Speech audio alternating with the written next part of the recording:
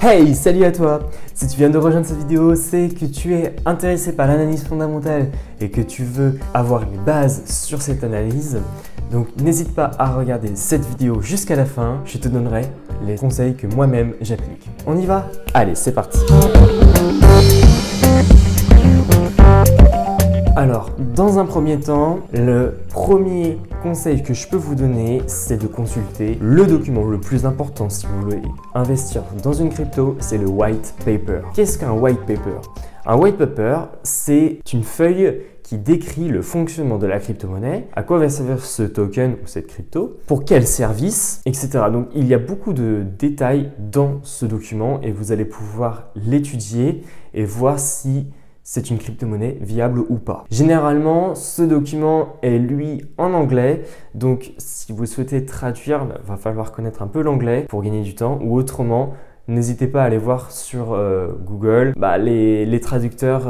Je sais qu'il existe des traducteurs de PDF qui vont pouvoir vous traduire tout cela en français ou dans d'autres langues. Deuxième astuce pour l'analyse fondamentale, c'est la capitalisation boursière. Qu'est-ce qu'une capitalisation boursière? C'est tout simplement la valeur marchande d'une crypto-monnaie ou d'une société. Pour consulter cette capitalisation boursière, je vous conseille de consulter le site CoinMarketCap où vous allez pouvoir consulter toutes les capitalisations boursières de nombreuses crypto-monnaies. Alors je ne sais pas si toutes les crypto-monnaies y sont dessus, mais il y en a plus de 200, donc je vous conseille de consulter ce site. Ensuite, nous avons en 3 la quantité de tokens. Est-ce que la crypto a une quantité de tokens limitée ou pas? Si elle a une quantité de tokens limitée, à quel niveau elle se limite? Quand est-ce qu'elle se terminera, etc., etc.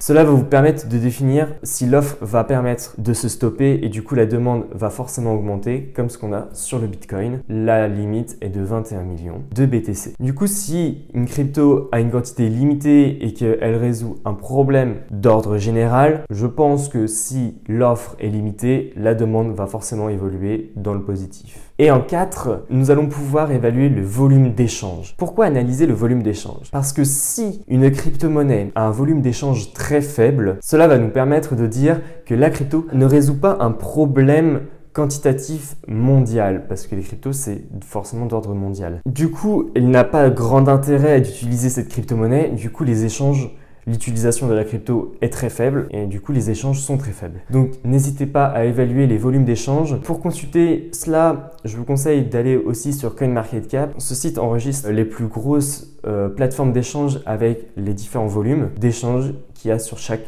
plateforme. 5.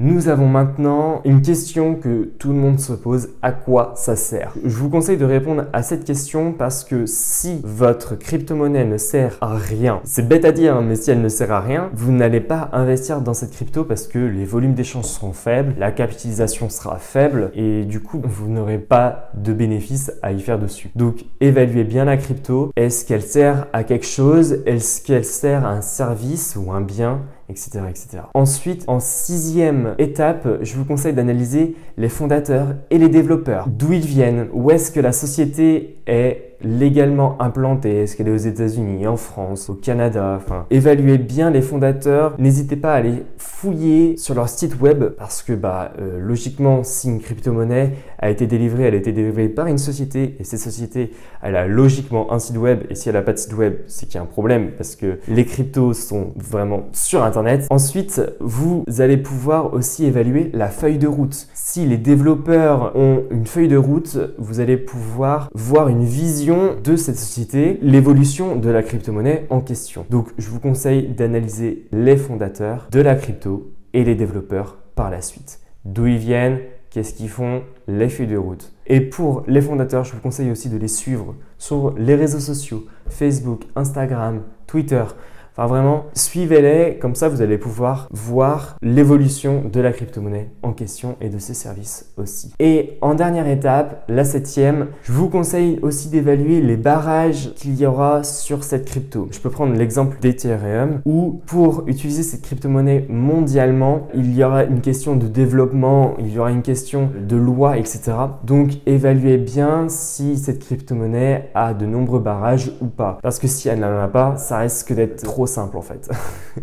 Et analyser si elle a de la concurrence ou pas. Voilà, je vous ai donné les 7 étapes que moi-même j'utilise pour analyser les crypto-monnaies, pour l'analyse fondamentale bien sûr. Et voilà, cette vidéo est maintenant terminée. Maintenant, j'ai créé pour vous un petit fichier Excel. C'est un comparateur de crypto-monnaies où je réunis les 10 plus grosses crypto-monnaies du marché. Vous n'allez pas retrouver les ICO qui viennent tout juste de se développer en 2018 ou 2017, mais les plus grosses crypto-monnaies du marché. Je vous caractérise les avantages, les inconvénients, qui a créé cette crypto et pourquoi, quelques exemples d'utilisation, est-ce un hard fork ou non, et le cours actuel de cette crypto-monnaie. Donc si vous souhaitez télécharger ce petit fichier Excel, le lien est dans la description de cette vidéo, en échange de votre email. Donc voilà, donc n'hésitez pas à le télécharger. Si vous avez aimé cette vidéo, n'hésitez pas à la liker, à la partager.